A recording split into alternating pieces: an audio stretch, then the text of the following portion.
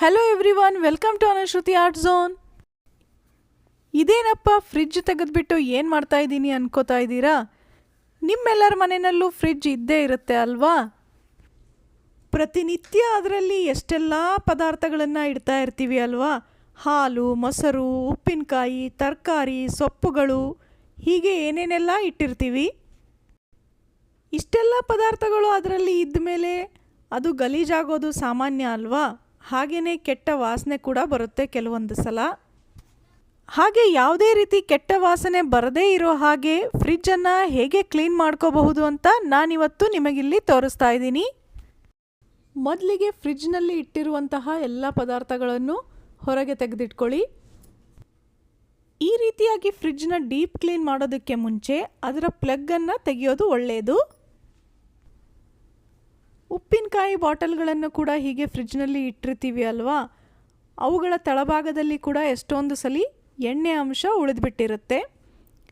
ಹಾಗೆಯೇ ನೋಡಿ, ತರಕಾರಿಗಳನ್ನು ಇಟ್ಟಿರ್ತೀವಿ, ಅದರಲ್ಲಿ ಕೆಲವೊಂದು ಸಲ ಹಸಿಮೆಣಸಿನ್ಕಾಯಿ, ಕೊತ್ತಂಬರಿ ಯಾವುದಾದ್ರೂ ಒಂದು ಚೂರು ಕೊಳೆತ ಹಾಗೆ ಆಗಿತ್ತು ಅಂದರೆ ಅದರ ವಾಸನೆ ಕೂಡ ಫ್ರಿಡ್ಜ್ನಲ್ಲಿ ಉಳಿದುಬಿಟ್ಟಿರುತ್ತೆ. ನೋಡಿ, ಹೀಗೆ ಎಲ್ಲ ಪದಾರ್ಥಗಳನ್ನು ತೆಗೆದ ನಂತರ ನಿಮಗಿಲ್ಲಿ ಗೊತ್ತಾಗ್ತಾ ಇದೆ ಫ್ರಿಡ್ಜ್ ಎಷ್ಟೊಂದು ಗಲೀಜಾಗಿದೆ ಅಂತ. ಇದರ ಮೇಲೆ ಪಾತ್ರೆಗಳು, ಡಬ್ಬಿಗಳು ಇದ್ದಾಗ ನಮಗೆ ಇಷ್ಟೊಂದು ಗಲೀಜಾಗಿರೋದು ಗೊತ್ತಾಗೋದೇ ಇಲ್ಲ. ಈಗ ನೋಡಿ, ಇದರಲ್ಲಿ ಯಾವುದೇ ಟ್ರೇಗಳು ತೆಗೆಯೋದಕ್ಕೆ ಬರುತ್ತಲ್ಲ ಅಂಥದನ್ನು ಹೀಗೆ ಹೊರಗೆ ತೆಗೆದಿಟ್ಕೋಬಹುದು. ಇಲ್ಲಿ ತಳಭಾಗದಲ್ಲಿ ಗ್ಲಾಸ್ ಇದೆ, ಹಾಗಾಗಿ ನಾನು ಇದನ್ನು ಹೊರಗೆ ತೆಗಿತಾ ಇಲ್ಲ, ಹಾಗೇ ಕ್ಲೀನ್ ಮಾಡ್ಕೋತಾ ಇದ್ದೀನಿ. ಹಾಗೆಯೇ ಡೋರ್ನಲ್ಲಿ ಈ ರೀತಿ ಸಪೋರ್ಟಿವ್ ರ್ಯಾಕ್ ಇರುತ್ತಲ್ವ, ಅದನ್ನು ಕೂಡ ತೆಗಿಬಹುದು. ಈ ರೀತಿ ರ್ಯಾಕ್ಗಳನ್ನು ತೆಗೆಯೋದ್ರಿಂದ ಒರೆಸ್ಕೊಳ್ಳೋದಕ್ಕೆ ಈಸಿ ಆಗುತ್ತೆ. ಈಗ ನೋಡಿ, ಒಂದು ಬಟ್ಟೆಯನ್ನು ತಗೊಂಡ್ಬಿಟ್ಟು ಮೊದಲಿಗೆ ಡ್ರೈ ಆಗಿನೇ ನೀವು ಒರೆಸ್ತಾ ಹೋಗಬೇಕು. ಇಲ್ಲಿ ನಾನು ಏನನ್ನೂ ಹಾಕ್ತಾ ಇಲ್ಲ, ಕೇವಲ ಒಂದು ಬಟ್ಟೆಯಿಂದ ಮೊದಲಿಗೆ ಒರೆಸ್ತಾ ಇದ್ದೀನಿ.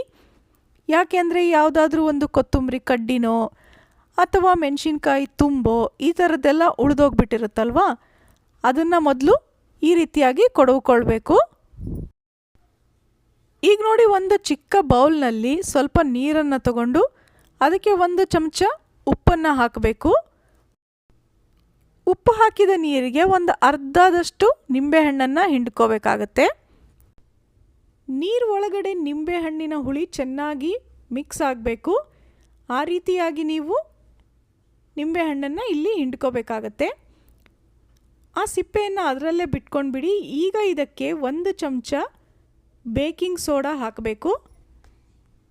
ಬೇಕಿಂಗ್ ಸೋಡಾ ಅಂದರೆ ಅಡುಗೆ ಸೋಡಾ ಹುಳಿಯ ಜೊತೆಗೆ ಚೆನ್ನಾಗಿ ಮಿಕ್ಸ್ ಆದ ನಂತರ ಅದರಲ್ಲಿ ಸ್ವಲ್ಪ ಬುರುಗು ಬರುತ್ತೆ. ಈ ಹಂತದಲ್ಲಿ ನೋಡಿ, ಇದನ್ನು ನಿಂಬೆಹಣ್ಣಿನ ಸಿಪ್ಪೆಯನ್ನು ಅದ್ಕೊಂಡ್ಬಿಟ್ಟು ಫ್ರಿಡ್ಜ್ನಲ್ಲಿ ಎಲ್ಲ ಕಡೆಗೆ ಹಚ್ತಾ ಹೋಗಿ. ಈ ನಿಂಬೆಹಣ್ಣಿನ ಸಿಪ್ಪೆಯನ್ನೇ ಇಲ್ಲಿ ಯಾಕೆ ಬಳಸಬೇಕಾಗತ್ತೆ ಅಂದರೆ ಇದು ಉಜ್ಜೋದಕ್ಕೆ ಅನುಕೂಲ ಆಗುತ್ತೆ. ನಿಮಗಿಲ್ಲಿ ಯಾವುದೇ ಸ್ಕ್ರಬ್ಬರ್ ಬೇಕಾಗೋದಿಲ್ಲ. ಹಾಗೆ ಸ್ಕ್ರಬ್ಬರ್ನ ಫ್ರಿಡ್ಜ್ ಒಳಗಡೆ ಬಳಸೋದು ಕೂಡ ಸರಿ ಹೋಗೋದಿಲ್ಲ ಅಲ್ವಾ? ಅದಕ್ಕೆ ನೋಡಿ, ಹೀಗೆ ನಿಂಬೆಹಣ್ಣಿನ ಸಿಪ್ಪೆಯಿಂದಾನೇ ಉಜ್ಜುತ್ತಾ ಹೋಗ್ಬೋದು. ಒಂದು ರೀತಿ ನ್ಯಾಚುರಲ್ ಸ್ಕ್ರಬ್ಬರ್ ಅಂತ ಹೇಳಬಹುದು ಅಲ್ವಾ? ಇದೇ ರೀತಿ ನೋಡಿ, ನೀವು ಫ್ರಿಡ್ಜ್ನ ಸೈಡ್ನಲ್ಲಿ ಅದರ ಶೆಲ್ಫ್ ಸೇರುತ್ತಲ್ವ, ಆ ಭಾಗದಲ್ಲಿ, ಹಿಂದಿನ ಭಾಗದಲ್ಲಿ, ಹೀಗೆ ಒಳಭಾಗದ ಪೂರ್ತಿ ಎಲ್ಲ ಕಡೆ ನೀವು ಈ ನಿಂಬೆಹಣ್ಣು, ಸೋಡಾ ಪುಡಿ ಹಾಗೆ ಉಪ್ಪು ಮಿಶ್ರಿತ ನೀರನ್ನು ತಗೊಂಡ್ಬಿಟ್ಟು ನಿಂಬೆಹಣ್ಣಿನ ಸಿಪ್ಪೆಯಿಂದ ಉಜ್ಜುತ್ತಾ ಹೋಗೋದ್ರಿಂದ ಇದರಲ್ಲಿ ಕಟ್ಟಿರುವಂತಹ ಕೊಳೆನೂ ಬಿಟ್ಕೊಳ್ಳುತ್ತೆ, ಹಾಗೆಯೇ ಯಾವುದೇ ರೀತಿಯ ದುರ್ವಾಸನೆ ಕೂಡ ಉಳಿಯೋದಿಲ್ಲ. ಇದೇ ತರಹ ನೋಡಿ, ಫ್ರಿಡ್ಜ್ನ ಡೋರ್ನಲ್ಲಿ ಕೂಡ ಹಾಗೆ ಮಾಡಬೇಕು. ಇಲ್ಲಿ ಉಪ್ಪಿನಕಾಯಿ ಬಾಟಲ್ಗಳನ್ನು ಇಟ್ಟಿದ್ದೆ ಅಲ್ವಾ, ಅದರ ಎಣ್ಣೆ ಅಂಶ ಕೂಡ ಇಳಿದ್ಬಿಟ್ಟಿತ್ತು. ಈಗ ಅದೆಲ್ಲವೂ ಕೂಡ ಹೋಗ್ತಾ ಇದೆ. ಈ ರೀತಿಯಾಗಿ ನಿಂಬೆಹಣ್ಣಿನ ಸಿಪ್ಪೆಯಿಂದ ಉಜ್ಜಿದ ನಂತರ ನೋಡಿ, ಒಂದು ಸ್ವಲ್ಪ ದೊಡ್ಡ ಬೌಲ್ನಲ್ಲಿ ನೀರನ್ನು ತಗೊಂಡ್ಬಿಟ್ಟು ಅದರಲ್ಲಿ ಒಂದು ಬಟ್ಟೆಯನ್ನು ಅದ್ದಿ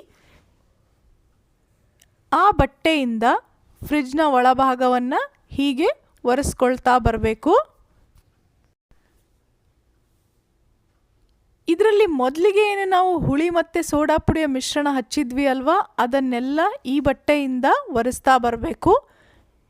ಫ್ರಿಜ್ಜನ್ನು ಕ್ಲೀನ್ ಮಾಡೋದಕ್ಕೆ ಯಾವುದೇ ಕಾರಣಕ್ಕೂ ನೀವು ಸೋಪ್ ಆಗಲಿ, ಪಾತ್ರೆ ತೊಳೆಯುವಂತಹ ಲಿಕ್ವಿಡ್ ಆಗಲಿ ಇವುಗಳನ್ನು ಯಾವುದೂ ಬಳಸಬಾರ್ದು. ಅವುಗಳನ್ನು ಬಳಸಿದರೆ ಫ್ರಿಜ್ನಲ್ಲಿ ಅದರ ವಾಸನೆ ಉಳಿಯೋ ಚಾನ್ಸಸ್ ಇರುತ್ತೆ. ಆನಂತರ ನಾವು ಫ್ರಿಜ್ನಲ್ಲಿ ಏನೇ ಇಟ್ಟರೂ ಕೂಡ ಸೋಪಿನ ವಾಸನೆ ಬರುತ್ತೆ. ಅದಕ್ಕೆ ನೋಡಿ ಸೋಡಾ ಪುಡಿ ಹಾಗೆ ನಿಂಬೆಹಣ್ಣನ್ನು ಮಾತ್ರ ಇಲ್ಲಿ ಬಳಸಬೇಕಾಗತ್ತೆ. ಈಗ ನೋಡಿ ಫ್ರಿಜ್ನ ಒಳಭಾಗ ಎಲ್ಲ ಒರೆಸಿದ ನಂತರ ಅದರ ರ್ಯಾಕ್ಗಳನ್ನು ಹೊರಗೆ ತೆಗೆದಿದ್ವಿ ಅಲ್ವಾ, ಅಂದರೆ ಮಧ್ಯದಲ್ಲಿ ಹಾಕುವಂತಹ ಟ್ರೇಗಳು ನೋಡಿ, ಅದನ್ನು ಕೂಡ ಚೆನ್ನಾಗಿ ಒರೆಸ್ಕೊಂಡು ನಂತರ ವಾಪಸ್ ಹಾಕಿಬಿಡಿ. ಅದೇ ರೀತಿಯಾಗಿ ಫ್ರಿಜ್ನ ಡೋರ್ನಲ್ಲಿ ಸಿಗಿಸುವಂತಹ ರ್ಯಾಕ್ ಇತ್ತಲ್ವ, ಅದನ್ನು ಕೂಡ ಬಟ್ಟೆಯಿಂದ ಸ್ವಚ್ಛವಾಗಿ ಒರೆಸ್ಕೊಂಡ್ಬಿಟ್ಟು ನಂತರ ಅದನ್ನು ಫಿಕ್ಸ್ ಮಾಡಿ. ಎಲ್ಲ ರ್ಯಾಕ್ಗಳನ್ನು ಫಿಕ್ಸ್ ಮಾಡ್ಕೊಂಡ ನಂತರ ಒಂದು ಸಲ ನೋಡಿ ಮತ್ತೆಲ್ಲಾದರೂ ಗಲೀಜು ಉಳಿದಿದೆ ಅನಿಸಿದರೆ ಮತ್ತೊಂದು ಸಲ ಒರೆಸ್ಕೊಳ್ಬೇಕಾಗತ್ತೆ. ನೋಡ್ತಾ ಇದ್ದೀರಲ್ಲ ನೋಡಿ, ಪ್ರತಿಯೊಂದು ರ್ಯಾಕ್ ಕೂಡ ಎಷ್ಟೊಂದು ಕ್ಲೀನ್ ಅನ್ನಿಸ್ತಾ ಇದೆ ಈಗ. ಈ ರೀತಿಯಾಗಿ ನೀವು ತಿಂಗಳಲ್ಲಿ ಒಂದು ಸಲ ಕ್ಲೀನ್ ಮಾಡಿಕೊಂಡ್ರೆ ಸಾಕು, ಫ್ರಿಜ್ನಲ್ಲಿ ಯಾವುದೇ ರೀತಿಯ ಕೆಟ್ಟ ವಾಸನೆ ಉಳಿಯೋದಿಲ್ಲ. ಇದಿಷ್ಟು ನೋಡಿ, ಈಗ ನಾವು ಫ್ರಿಜ್ನ ಒಳಭಾಗ ಹಾಗೇ ಡೋರ್ನಲ್ಲಿ ಕ್ಲೀನ್ ಮಾಡ್ಕೊಂಡ್ವಿ. ಆದರೆ ಫ್ರಿಜ್ನ ಇನ್ನೊಂದು ಭಾಗ ಕೂಡ ತುಂಬಾ ಗಲೀಜು ಉಳಿದ್ಬಿಟ್ಟಿರುತ್ತೆ. ಅದು ಯಾವುದು ಗೊತ್ತಾ? ನೋಡಿ, ಈ ರೀತಿ ಬಾಗಿಲಲ್ಲಿ ಇರುತ್ತಲ್ವ ಗ್ಯಾಸ್ಕೆಟ್ ಥರ, ಅದರ ಮಧ್ಯ ಇಲ್ಲಿ ನೋಡಿದ್ರೆ ನಿಮಗೆ ಗೊತ್ತಾಗ್ತಾ ಇದೆ.